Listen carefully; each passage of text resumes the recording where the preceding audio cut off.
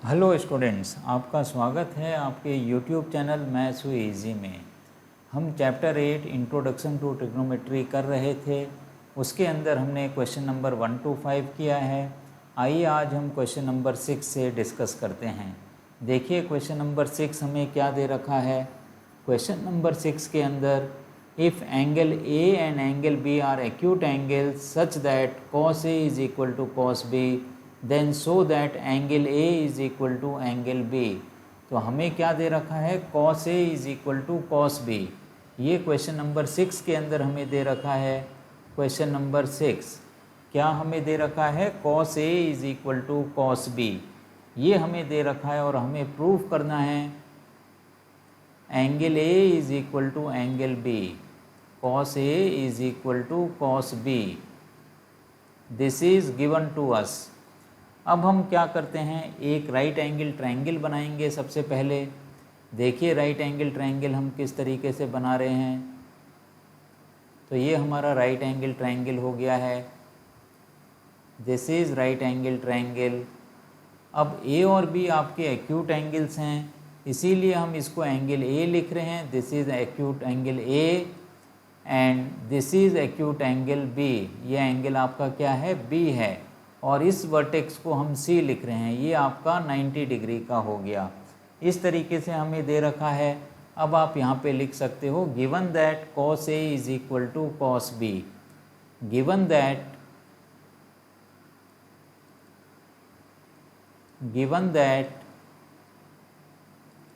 cos A is equal to cos B। अब cos A क्या होता है ये आपको मालूम है, बेस अपॉन हाइपोटेन्यूज। ए के लिए बेस क्या होगी, AC आपके लिए बेस होगी और AB आपके लिए क्या हो जाएगा, हाइपोटेन्यूज हो जाएगा। तो हम इसको क्या लिख सकते हैं, AC upon AB। cos A के लिए क्या बन गया, AC अपॉन AB। इसी तरीके से अब आप आइए cos B के लिए। तो ये B एंगल हो गया, इसके लिए AC आपके लिए परपेंडिकुलर होगा और BC बेस होगा। तो यहाँ पे हम क्या लिख सकते हैं, BC डिवाइडेड बाई AB। तो ये हम यहाँ पर लिख सकते हैं। अब आप देखिए AB से AB आपका क्या होगा, कैंसिल हो जाएगा। AB and AB gets cancelled out. This is AB। तो इसको आप ठीक से लिख लीजिए। तो ये हमने क्या लिखा हुआ है, AB लिखा हुआ है ये।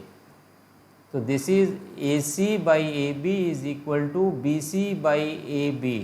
अब AB और AB को अगर हम कैंसिल आउट कर देते हैं, दोनों का डिनोमिनेटर सेम है, तो ये कैंसिल आउट हो जाएगा। तो हमें क्या मिलेगा, हमें मिलेगा AC is equal to AB, AC is equal to BC।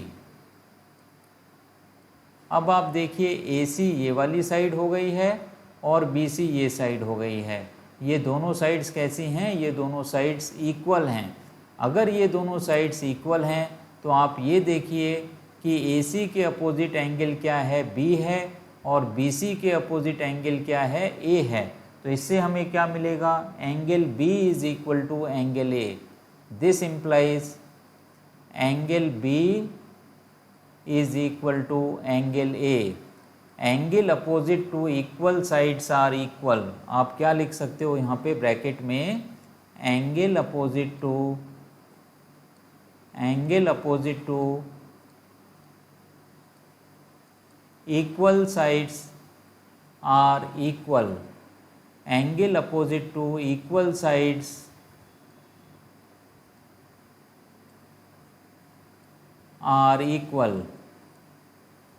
जो साइड्स इक्वल होती हैं उनके अपोजिट एंगल भी इक्वल होते हैं। तो ये हमने यहाँ पर लिखा है। अब हमें क्या मिल गया, angle B is equal to angle C। तो यही शायद हमें इस सवाल के अंदर प्रूफ करना था, या आप इसको ऐसे भी लिख सकते हो, angle A is equal to angle B, one and the same thing है। This implies angle A is equal to angle B। तो इस तरीके से हमने क्वेश्चन नंबर 6 किया है, जो बहुत ही एक आसान सवाल था। अब आइए हम करते हैं क्वेश्चन नंबर 7। देखिए क्वेश्चन नंबर 7, इसके अंदर आपको क्या दे रखा है, cot theta is equal to 7/8। हमें क्या दे रखा है, cot theta is equal to 7/8। तो कॉट थीटा की वैल्यू दे दी है 7/8। अब इसके अंदर दो पार्ट्स हैं। पहले पार्ट के अंदर हमें प्रूव करना है 1 plus sine theta multiplied by 1 minus sine theta divided by 1 plus cos theta 1 minus cos theta. और सेकेंड पार्ट के अंदर हमें प्रूव करना है कॉट स्क्वायर थीटा। तो आप देखिए, सबसे पहले हम केवल ये फर्स्ट पार्ट करेंगे, फिर हम सेकेंड पार्ट करेंगे। फर्स्ट पार्ट हमें दे रखा है 1 plus sine theta multiplied by 1 minus sine theta multiplied by 1 minus sine theta whole divided by 1 plus cos theta multiplied by 1 minus cos theta. तो ये चीज़ें हमें दे रखी हैं इसके अंदर। तो अब फिर से हम क्या करेंगे, एक हम राइट एंगल ट्रायंगल बनाएंगे। एक राइट एंगल ट्रायंगल बनाइए यहाँ पे। तो इस तरीके से हमने एक राइट एंगल ट्रायंगल बनाया है। तो इसको आप लिख सकते हो ABC, जैसे हम लिखते हैं this is A, this is B। ये B आपका 90 डिग्री है और दिस इज़ एंगल C। अब आप देखिए कॉट थीटा हमें 7/8 दे रखा है। इसका मतलब क्या हो गया, कॉट थीटा होता है tan theta perpendicular upon base और cot theta base upon perpendicular. अब अगर हम इसको मान लेते हैं थीटा, यहाँ पे हम थीटा लिख लेते हैं, तो बेस हमारे लिए क्या हो गया, AB बेस हो गया। तो बेस की वैल्यू कितनी आ जाएगी, 7K आ जाएगी। और परपेंडिकुलर की वैल्यू कितनी हो जाएगी, 8K। तो ये हो गया 8K। तो आप यहाँ पे चाहो तो ये लिख भी सकते हो cot theta is equal to base upon perpendicular.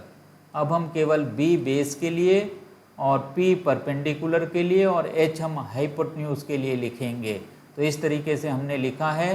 तो इसकी वैल्यू कितनी आ जाएगी, आप देखिए, बेस हमारा बन गया 7K divided by 8K। K से K आपका कैंसिल हो जाएगा। तो इसकी वैल्यू कितनी आ जाएगी, 7/8। कॉट थीटा की वैल्यू है ये 7/8। ऑलरेडी ये हमें दे रखा है 7/8। तो कॉट थीटा तो हमें दे ही दिया गया है 7/8।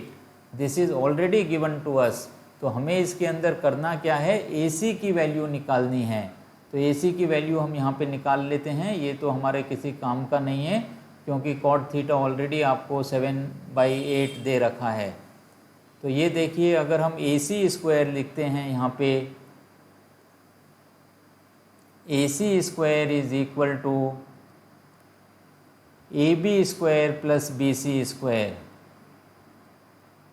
AC square is equal to AB square plus BC square. तो ये चीज़ हमें यहाँ पे लिखनी है। और ये देखिए, अगर हम इसमें वैल्यू सब्स्टिट्यूट करते हैं तो हमें क्या रिज़ल्ट मिलता है, this is equal to AB square मतलब 7K का होल स्क्वायर। तो ये आप लिख दीजिए 7K का whole square plus BC square मतलब 8K का होल स्क्वायर। तो ये कितना मिल जाएगा हमें, this is equal to 49K square plus 64K square. तो हमें क्या करना है, 49 और 64 को ऐड करना है। 49 और 64 को अगर आप ऐड करोगे तो ये कितना आ जाएगा, 113K स्क्वायर। अब हमें AC की वैल्यू लिखनी है। AC की वैल्यू कितनी हो जाएगी, square root of 113K square 113K square. तो ये वैल्यू कितनी आ जाएगी, square root of 113K। K square का स्क्वायर रूट कितना होता है, K होता है। तो इसको यहाँ पर हम लिख सकते हैं स्क्वायर रूट ऑफ 113K। तो इस तरीके से हमें AC की वैल्यू मिल गई है। अब आपको क्या करना है, साइन थीटा की वैल्यू निकालनी है और कॉस थीटा की वैल्यू निकालनी है। देखिए साइन थीटा की वैल्यू क्या आएगी, साइन थीटा होता है perpendicular upon hypotenuse, perpendicular upon hypotenuse. तो इस फिगर के अंदर देखिए थीटा हमारा ये है, परपेंडिकुलर कितना हो गया 8k divided by hypotenuse square root of 113k। k से k आपका कैंसिल आउट हो जाएगा, तो इसकी वैल्यू कितनी आ जाएगी 8 divided by square root of 113। इसी तरीके से आप लिखिए कॉस थीटा। कॉस थीटा कितना आ जाएगा, कॉस थीटा होता है base upon hypotenuse, base upon hypotenuse.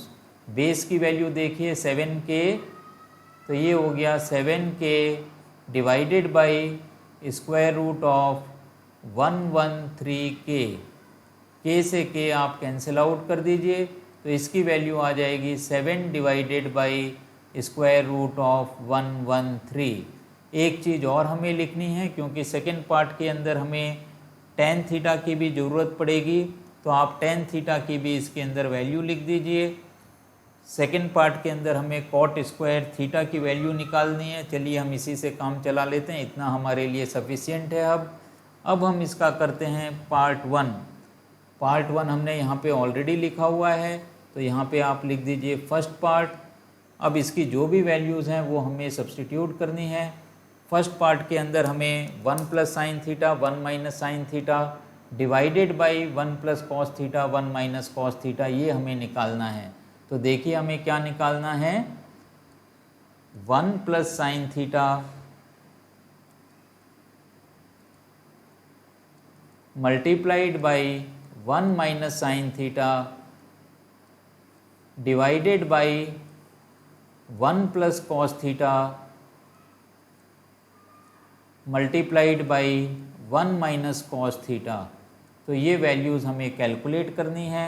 तो ये वैल्यूज़ आपकी कितनी हो जाएंगी, a plus B A minus B का फॉर्मूला लगाइए, तो ये बनेगा 1 square minus sine square theta, 1 square minus sine square theta whole divided by 1 square minus cos square theta. तो ये वैल्यूज़ हमें सब्सटीट्यूट करनी है।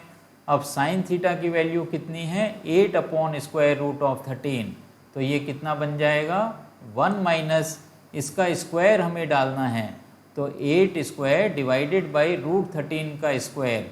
तो यहाँ पे आप लिख दीजिए 8 divided by square root of 113, इस पूरे का हमें स्क्वायर करना है, whole divided by 1 minus cos square theta 7 upon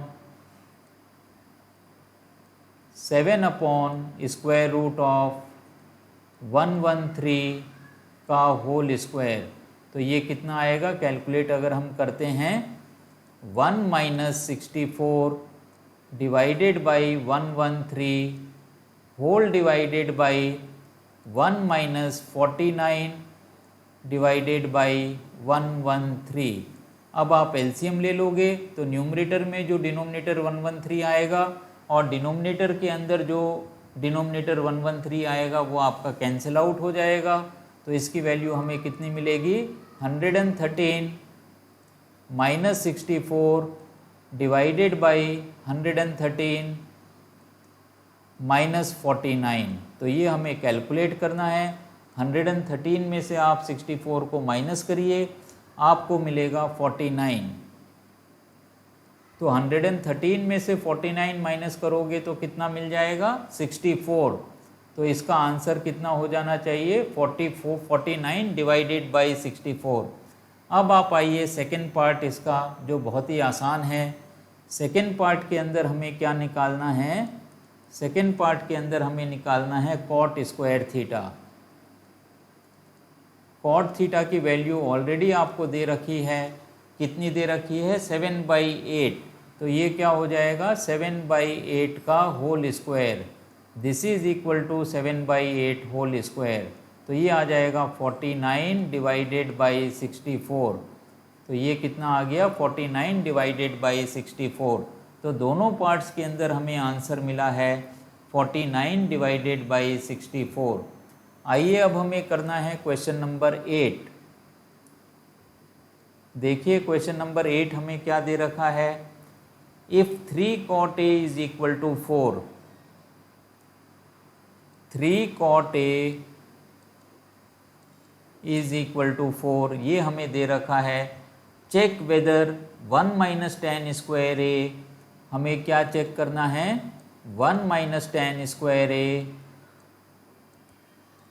divided by 1 plus tan square A,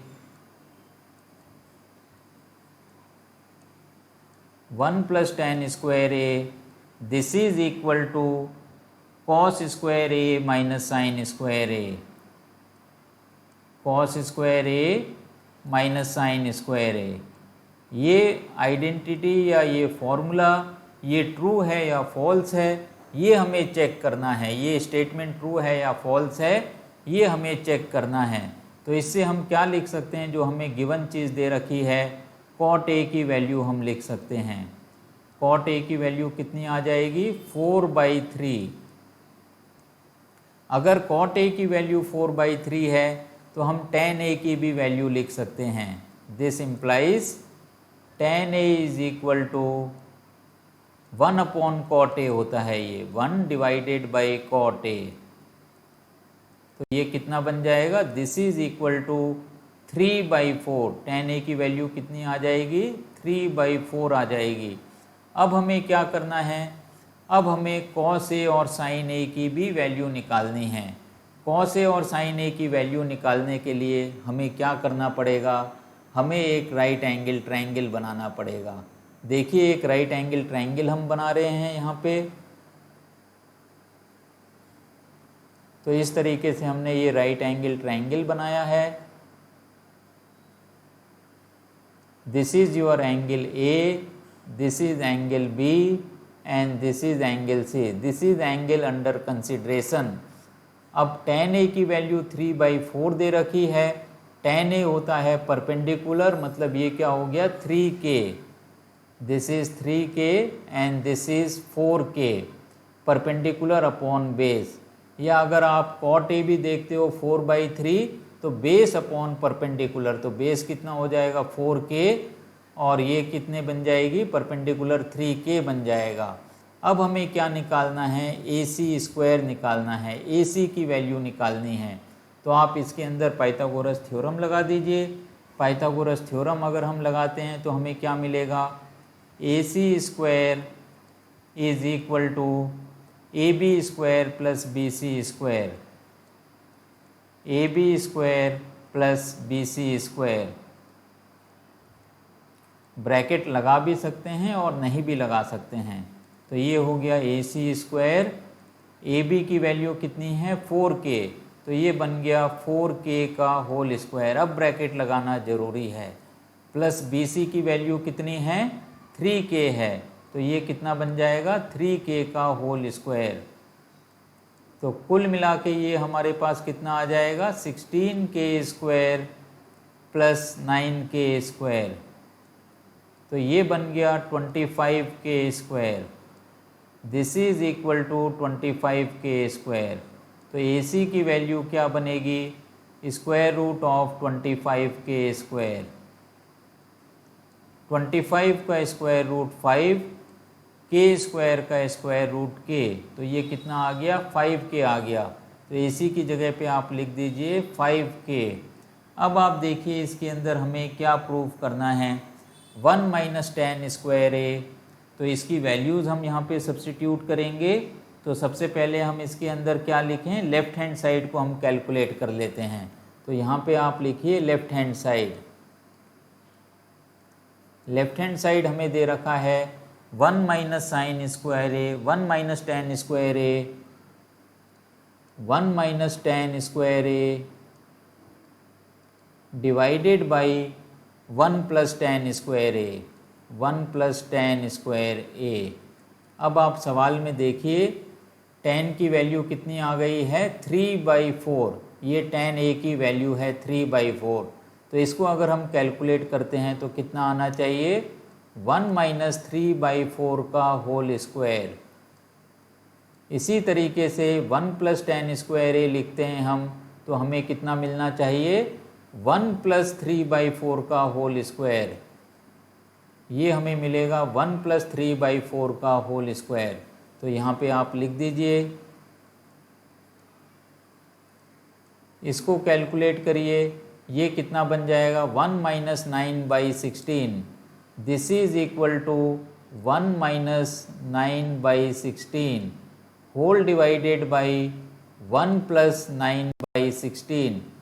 numerator और डिनोमिनेटर में अगर हम एलसीएम लेंगे तो 16 कैंसिल आउट हो जाएगा, तो हमें मिलेगा 16 माइनस 9 अपॉन 16 प्लस 9। तो ये कितना बन गया हमारे पास, 16 में से 9 माइनस करेंगे 7 डिवाइडेड बाई 25। तो ये हमें लेफ्ट हैंड साइड की वैल्यू मिली है। अब हमें क्या करना है, राइट हैंड साइड निकालना है।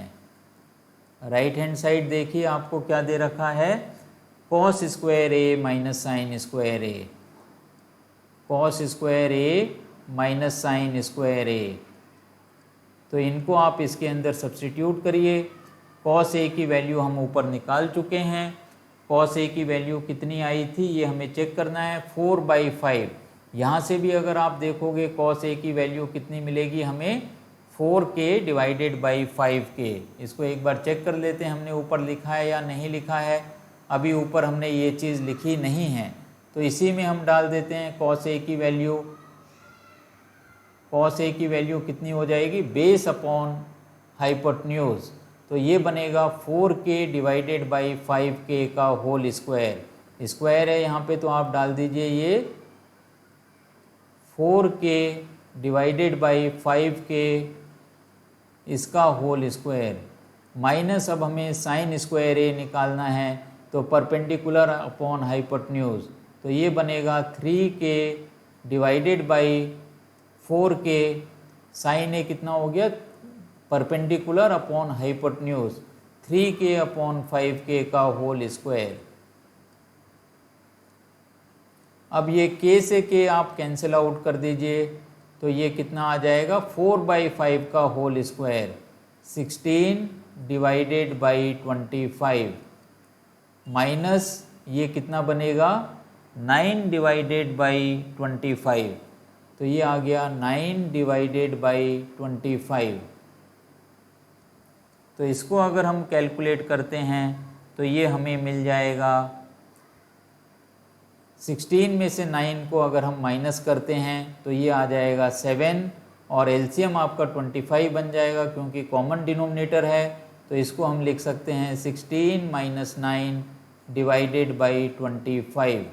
अब ये आप कैलकुलेट कर लीजिए, this is equal to 7 divided by 25। तो आपको क्या मिल गया, left hand side is equal to right hand side. This implies left hand side is equal to right hand side. तो ये जो आइडेंटिटी दे रखी है या ये जो स्टेटमेंट दे रखा है आपको प्रूव करने के लिए, ये स्टेटमेंट बिल्कुल सही है। This statement is true, check whether this is true और not. Yes this is true, left hand side is equal to right hand side. तो ये स्टेटमेंट हमारा क्या हो गया है, ट्रू हो गया है। तो इसके साथ ही आज की क्लास को हम यहीं पे समाप्त करते हैं। अगर आपको मेरा पढ़ाना समझ में आता है तो इस चैनल को ज़्यादा से ज़्यादा शेयर करिए, लाइक करिए, सब्सक्राइब करिए, नीडी स्टूडेंट्स को बताइए जिससे वो भी अपनी पढ़ाई को आसान कर सकें। इसके साथ ही आज की क्लास हम समाप्त करते हैं। Have a nice day.